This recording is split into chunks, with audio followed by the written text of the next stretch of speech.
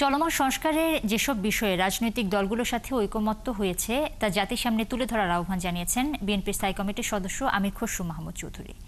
বিকেলে বিজেপির সঙ্গে লিয়াজোগ কমিটির বৈঠক শেষে তিনি জানান, ঐকমত্যের বাইরে সংস্কারের সুযোগ নেই, তবে সংস্কারের কথা বলে নির্বাচন নিয়ে কালক্ষেপণ কোনো ভালো লক্ষণ বয়ে আনবে না বলে মন্তব্য করেন বিজেপি চেয়ারম্যান আন্দালিব রহমান পার্থ। শফিকুল হকের প্রতিবেদন।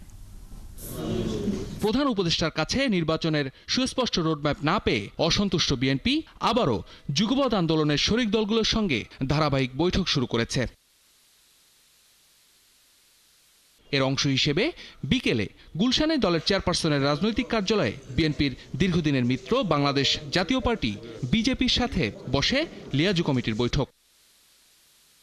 বৈঠক শেষে BJP chairman barrister Andalib Rahman Partha জানান, দ্বিমত থাকতেই পারে, তবে ঐক্যমত্য না হলে সংস্কার সম্ভব নয়। আর সংস্কারের নামে নির্বাচন নিয়ে কালক্ষেপণ দেশের জন্য ভালো কিছু বয়ে আনবে না।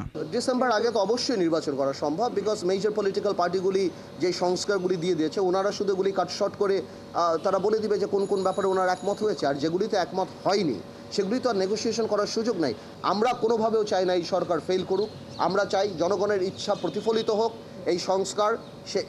এই সরকার সংস্কার করুক যেটার পাঠ আমরা, কিন্তু এমন কোনো সংস্কারের জন্য যেন কালক্ষেপণ না হয়, যাতে করে এই দেশের মানুষ চিন্তা করা আরম্ভ করে যে আমরা কি আবার নির্বাচন কবে হবে, আদৌ হবে কিনা, এই ধরনের প্রশ্ন আসে।